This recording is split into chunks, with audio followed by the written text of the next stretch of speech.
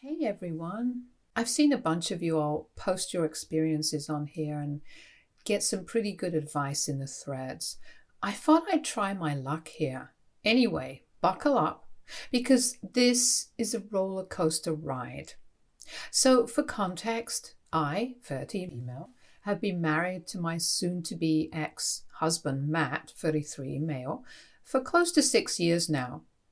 I'm an entrepreneur and run my own company where I sell handmade soaps and candles. I have put my blood, sweat, and tears into making my company what it is today.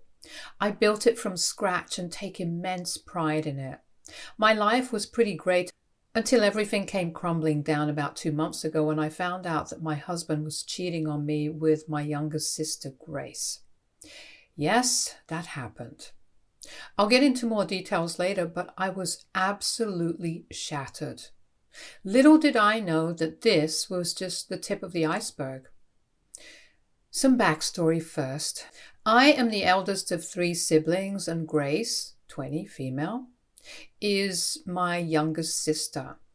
She's nearly 10 years younger than me and came as a bit of a surprise to all of us when she was born. I adored her from the minute I saw her. I had a younger brother, but I really wanted a sister, and I was overjoyed to see her come home.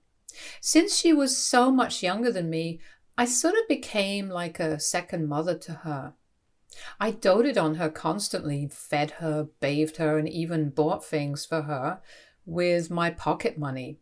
She was the cutest baby, and I made my dad buy me a digital camera so I could take pictures of her and make them into a scrapbook. I loved her so much, and I was pretty much ready to do anything to make sure she was happy. As we got older, I started earning some money, and I'd buy her all sorts of toys, books, and clothes. I'd pick her up from school every day. We'd spend our weekends watching Gilmore Girls together, eating ice cream and popcorn and visiting the bookstore. Those were some of the best days of my life. I could tell, even from back then, that Grace adored me just as much as I adored her. Things began to change when I moved out for college. It was in a different state, and although I tried to visit home as much as I could only manage to go during the breaks. I missed everyone a lot, especially Grace, and I hated the fact that I was going to be missing out on such a big part of her childhood. I was thriving in college. For the first time in my life, I was staying away from my parents, and I got way more freedom to do whatever I wanted. So I did the typical college things and went to a bunch of frat parties with my girlfriends, and it was at one of these parties that I met Matt. He was actually the DJ, and I thought he was the coolest guy ever. He had tons of tattoos, shoulder-length hair, and just exuded charisma. We hit it off almost immediately and partied the night away after exchanging numbers. I later came to know that he was actually a student at my college, but was a couple of years older than me. He texted me and we ended up meeting a few times. I was completely smitten with him. He was funny, smart, and easy to make conversation with. Not to mention, he was very easy on the eyes. He was also a little adamant and obnoxious. But at that point in time, I was too infatuated with him to even realize it.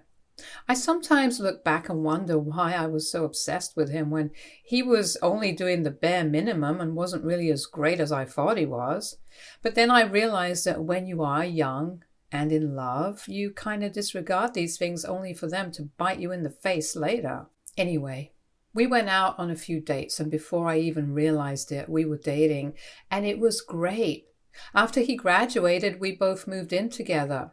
Matt and I made a great team, and we got a tiny apartment near my campus, which made it easy for me to go to class. Matt got a job as an intern at a tech company, and I started working part-time at a bistro on campus. We weren't making much money, and we were barely able to pay the bills, but we were happy. I truly felt like I was an adult. Matt helped me out a lot. He'd make me breakfast, help me out with my studies, and he'd sometimes even pull all-nighters with me before an exam, even though he had work the next day. I couldn't believe that I had landed such a perfect guy. He made me feel loved and validated, and I had never experienced that with any of my previous boyfriends before. Whenever we went out, he proudly introduced me to everyone as the love of his life. Even at his work parties, he'd make sure to introduce me to all his colleagues and gush about me to the point where I felt a little overwhelmed. He was truly devoted to me. At least that's what it felt like. Matt met my family for the first time the weekend I was graduating. They had heard all about him before on the call, but had never actually met him until then. By then, we were in a full-fledged relationship, even sharing a bank account. They absolutely loved him. My dad was very hard to please. He never approved of any of my previous boyfriends. But Matt managed to win even him over. My parents were a little angry that I had moved in with Matt without telling them, but after seeing how well he treated me, they weren't too upset. I was thrilled to see Grace. She was almost 13, and this was the first time she was visiting me at college. She had the best time talking to all my friends and professors. She also loved Matt. I could tell that she kind of had a crush on him because she got shy and fidgety whenever he was around. Over that weekend, Matt had won the hearts of my entire family. And I was relieved because I truly did love him and I wanted our relationship to last forever. After graduating, I started working as a personal assistant at the same company that Matt worked at, which was perfect for us because we got to see each other all the time. About a year later, we had been dating for about 4 years now. Matt finally popped the question. It was beautiful. He had planned this beautiful proposal. I was over the moon, and of course I said yes. When we got back home, I was shocked to see some of our closest friends and my parents and siblings there to celebrate our engagement. He even managed to decorate our apartment. Later, I came to know that Matt flew my family down just for this special occasion. I truly felt like I had found the one. We got married less than a year later, and it was beautiful. Grace was my maid of honor, and we also managed to save up enough money to afford a bigger apartment. We even got a cat together. As the years passed, I truly felt like I was blessed to have such an amazing husband. He took such wonderful care of me and made me feel like a princess. My career was on the rise, and he had also managed to get promoted. We began thinking about starting a family. Meanwhile, things weren't that great with Grace. She changed drastically. Her best friend, who was basically like another sister to her, had tragically passed away. It was very sudden and unexpected, and Grace was inconsolable. I rushed back home to help her, but she was a mess. After this whole incident, I observed a drastic change in her. She stopped speaking, stopped eating, and we just gave her space and time to grieve and understand reality. Her condition wasn't getting better even after months, and that's when I started getting worried. She was only 15 and was dealing with horrible circumstances. She stopped going to school and was failing most of her classes. I wanted to put her in therapy, but my parents insisted on just giving her more time and space to grieve. She eventually started talking more and leaving her room, but I knew that she was depressed. It was as if the happy, energetic Grace I knew was gone. Her condition started getting worse. I soon started getting calls from my mom telling me that Grace was hanging out with bad company, older boys who drank alcohol and did drugs. She also told me that she caught Grace smoking. I was shocked because this was completely out of character for her. When Matt and I visited home one Christmas, things went from bad to worse. I could see a visible change in Grace. The way she dressed, spoke, and acted had changed drastically.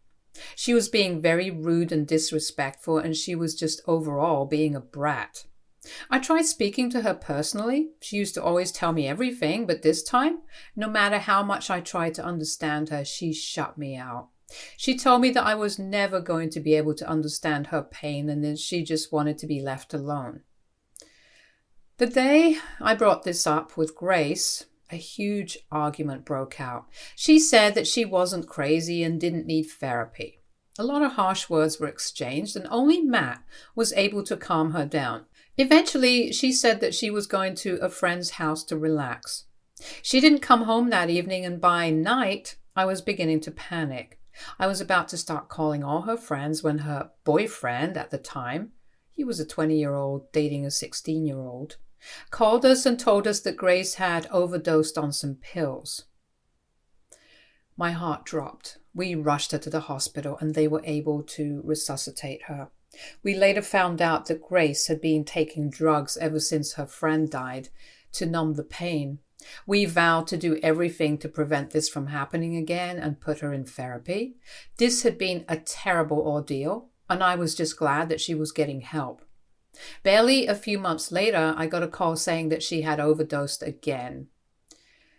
Miraculously, she survived yet again, but this time we had to put her in rehab. She'd stay there for a few months, get clean, and once she got out, she'd start all over again. It was pathetic to see such a young, smart girl just wasting away her life like this. No matter what we did, she reverted to her old ways. It became a vicious cycle, and the more we tried to help, the more she pushed us away. After many failed attempts to get her clean, I gave up. This might make me sound like a terrible person, but Grace had pushed me to my limits, and I decided to focus on myself a little. Matt was my rock during these times. He was like the mediator between Grace and me and usually helped calm down the situation. He'd listen to me and help me find ways to help Grace, and he was very patient with the whole thing. I began focusing on work again and we started trying for a baby, but even after trying for a whole year, we didn't have any luck. I was diagnosed with PCOS, which made getting pregnant naturally difficult, but not impossible. At first, we were hopeful, but as the days passed by, I started getting depressed because I really wanted to become a mother, and the fact that I wasn't able to, after trying so hard, completely bummed me out. This started affecting my work and my performance began to decline. Eventually, I quit because I just didn't feel up to it. I felt like I had failed as a woman to achieve the most basic primal object of being a mother. I could tell that Matt was equally struggling, but he never blamed me for it, nor did he pressure me into doing anything I didn't want to. I tried getting other jobs but wasn't able to, and that's when I decided to make something of my own. I had always loved handmade soaps. In fact, as someone who suffered from acne, I had started making my own soaps years ago and had a general understanding of the ingredients that went into making them. I started making and selling my soaps to a few of my neighbors and friends, and guess what? They loved it. Soon they started ordering from me on a monthly basis, and my friend made a website and I started selling them throughout the country. One of my friend's daughters made a TikTok about it, and that's when my business truly blew up and I started making a profit. For the first time in months, I started feeling like myself again. I stopped focusing on trying to get pregnant and started enjoying being an entrepreneur. It seemed as if Matt was doing well too because he appeared to be happier than before. He said he had gotten promoted and had started taking frequent business trips. Things were finally looking up for us until about 2 months ago. Matt was on one of his trips and I was lonely, so I decided to visit my parents and try to mend things with Grace. When I went back, they told me that Grace had moved out and was living with a friend. I decided to pay her a surprise visit and went to the address that my parents gave me. It turns out I was the one who was surprised because when I went to her house, Matt opened the door. Yes, my husband Matt is half dressed. Grace was right behind him and they both looked horrified. I was more confused than anyone and I refused to believe what was in front of me, but the guilty look on their faces confirmed my worst suspicions. Both of them said that he was just visiting her and that he was working nearby, but I did not believe a single word. I was completely blindsided. My mind refused to make sense of what was happening. The last thing I ever expected was Matt cheating on me, and that too with my little sister. The worst was yet to come. In my volatile state, I didn't even notice that Grace was pregnant. She looked about 4 to 5 months pregnant. I was so disgusted that I threw up and nearly fainted. The situation escalated so much that the neighbors called the ambulance and I was taken to the emergency room. The whole time I was paralyzed with shock. It was as if I'd gone into a trance because nothing anyone said mattered to me anymore. But wait, it gets worse. At the emergency room, they ran a bunch of tests on me and gave me an even bigger shock. I was pregnant about 2 months into it. Yeah, I can't believe it. Now that I look back on it, this whole situation is so terrible that it's actually funny. I had tried for years to get pregnant, but to no avail, and the day I found out that my husband of almost 6 years was cheating on me with my baby's sister and had knocked her up, I found out that I was pregnant too. This had to be a joke, but sadly it wasn't. My parents arrived and they nearly fainted when I told them what had happened. Matt and Grace finally stopped by, and instead of giving an explanation for everything, Matt came up to me and told me that he didn't love me anymore, that he loved Grace, and that he was going to marry her. I threw up again. Grace told me that she and Matt had been together for over a year now and that he was planning on divorcing me, but just couldn't find the right time to tell me. Matt said that I was emotionally unavailable and unable to satisfy his needs for years, and so he found comfort in Grace's arms. It began as a friendship which quickly developed into something more. Grace said that she knew what they were doing was wrong, but after Matt promised to divorce me, she decided to go ahead with the relationship and give him one thing he always wanted: a baby. I couldn't believe it. Matt always seemed so supportive and loyal. He never gave me any indication that he was having problems in our marriage. Up until a few days ago when I dropped him off at the airport, he kissed me and told me he loved me like he always did. I had no idea that he felt this way. I was completely blindsided because this was the last thing I expected. I didn't know how to feel. There was so much going on that my mind couldn't process anything, but one thing was for sure. I didn't want anything to do with Matt or Grace again. My heart was broken beyond repair, and when I told Matt that I was pregnant, he was in disbelief, but still stood by the fact that he wanted to be with Grace. I was very disgusted by the whole thing. Matt had known Grace since she was 12, and that was a whole new level of creepiness. I decided to stay with my parents for a bit because the doctor said that this was a high-risk pregnancy. All I wanted was a baby, but I had never been more miserable in my life now that I had a baby in me. A lot of my friends and relatives broke ties with Matt and Grace, completely disgusted by what they had done. They started focusing on the positive and buying gifts like toys, clothes, and strollers for the baby. You won't believe it, but Matt and Grace didn't call me even once to apologize. The only time Matt called me, he had the audacity to ask me to buy things for his baby with Grace because the whole family had isolated them and had not given them a single thing, while they were overdoing it for me. He said that both he and Grace felt like they were being punished by everyone and their baby deserved just as much stuff as mine did. I couldn't believe what I was hearing. These people had ruined my life and had the audacity to ask me to buy them things? Disgusting. Matt completely blocked me out of his life in the coming weeks. I tried many times to get in contact with him to discuss what to do further, but he didn't even reply. My parents told me that Grace had been telling them that she had a boyfriend who loved her and treated her well. Every time they asked to meet him, she would come up with some excuse, but they had no idea it was Matt. I don't know how he did it, but he managed to manipulate my emotionally fragile sister and somehow convince her that I was the problem and he was not in the wrong. That boiled my blood more than anything. Grace's betrayal hurt me more than Matt's. After about 2 weeks of trying to contact him, I decided to get lawyers involved and file for divorce. However, just before I could do it, I got an anonymous email claiming that they had important information about Matt. I thought it was a prank, but I was very curious. I mailed them back saying that I was interested, and then they sent me another email with a link to a folder that contained photos of phone conversations, bank statements and other documents about Matt. The email said that Matt had lost his job over 2 years ago and had borrowed tons of money from some money lenders. He was unable to pay back what he owed, was now avoiding them, and was in a ton of debt. They found out that he had another girlfriend in Thailand who was willing to let him stay at her place. Phone conversations revealed that he had been planning this for months. He secretly bought plane tickets and got a work permit for Thailand and was planning on leaving next month, leaving everything behind so that he could evade paying back his loans and start a new life with her. My jaw dropped. I refused to believe that Matt was this unhinged, but the proof was right there in front of me. Everything was there. All the conversations that he had with the money lenders, pleading with them for more time. The conversations with his girlfriend, talking about how he was going to marry her.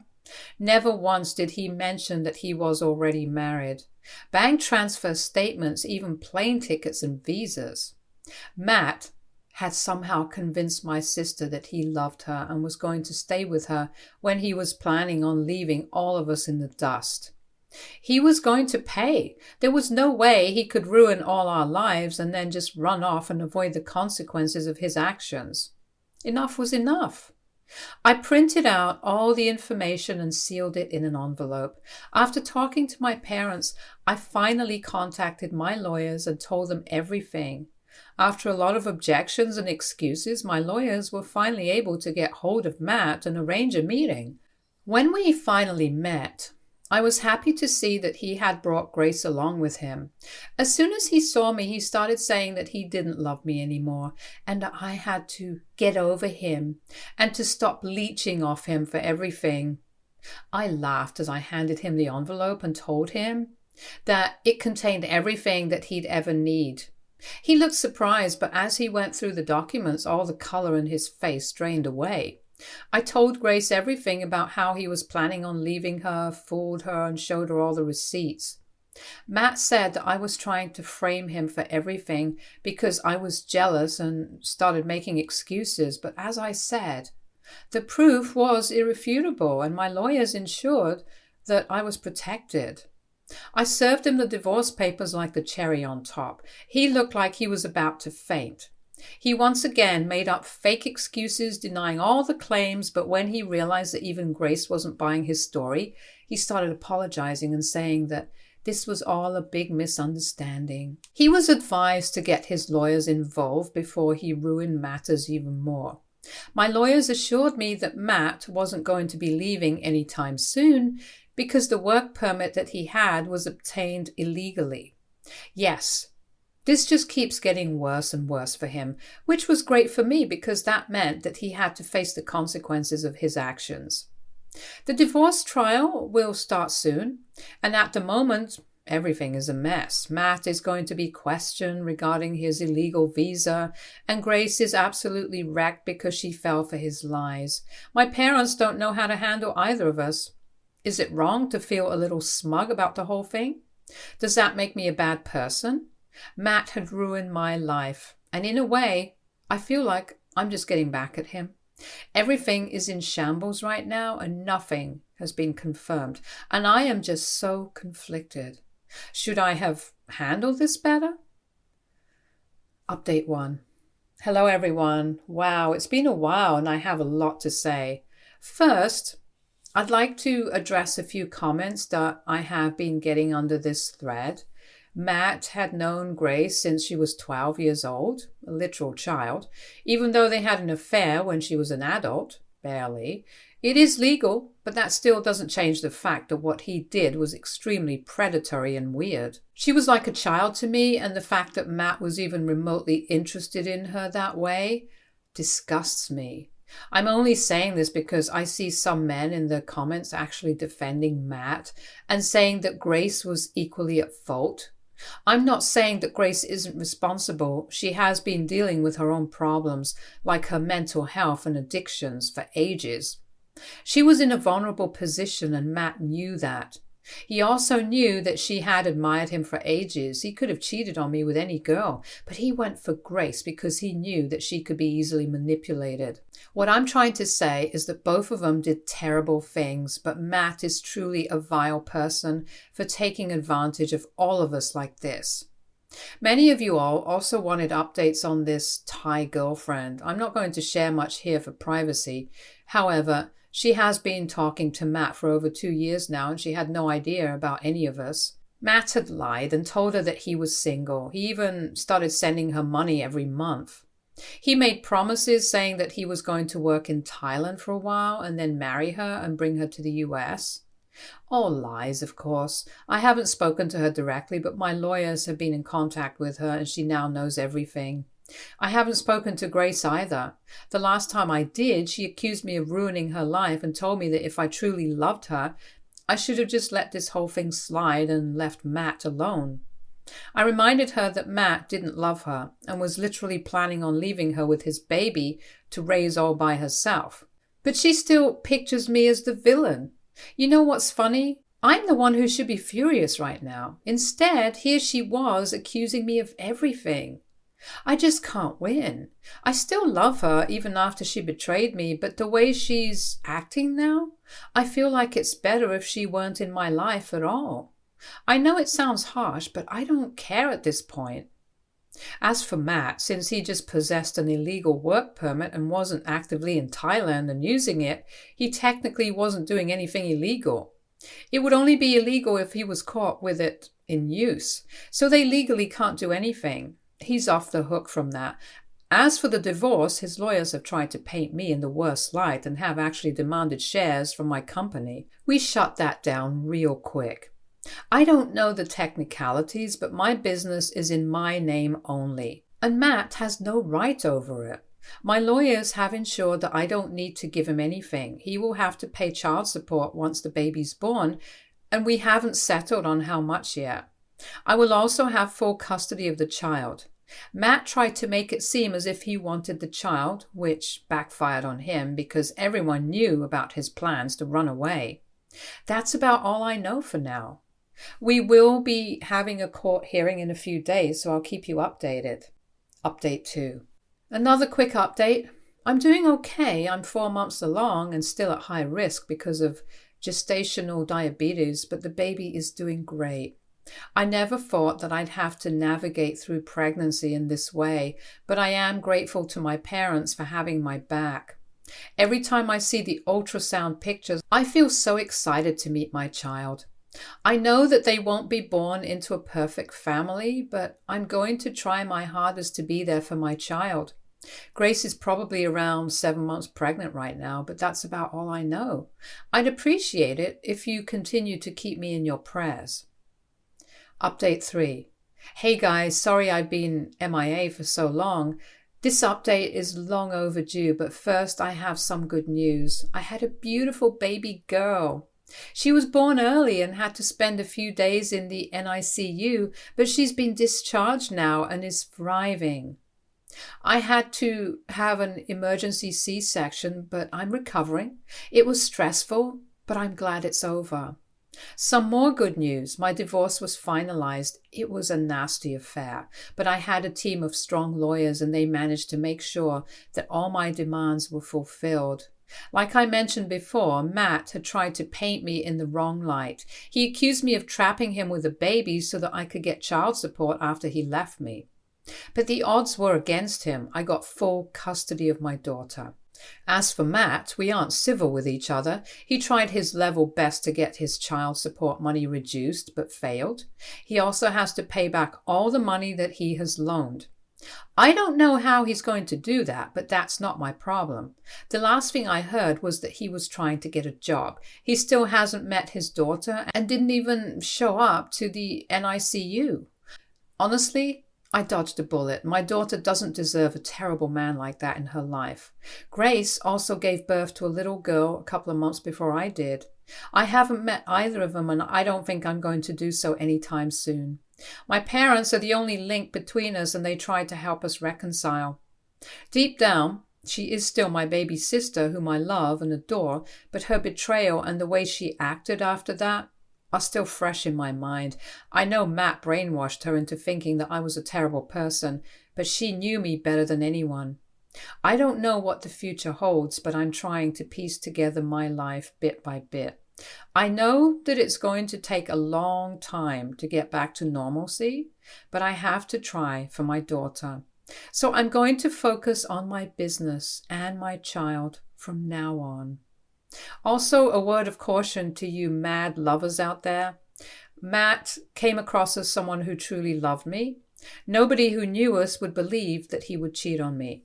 He also publicly declared how much he loved me and treated me so well, yet he still cheated on me and had been doing so for years with absolutely no indication that anything was wrong.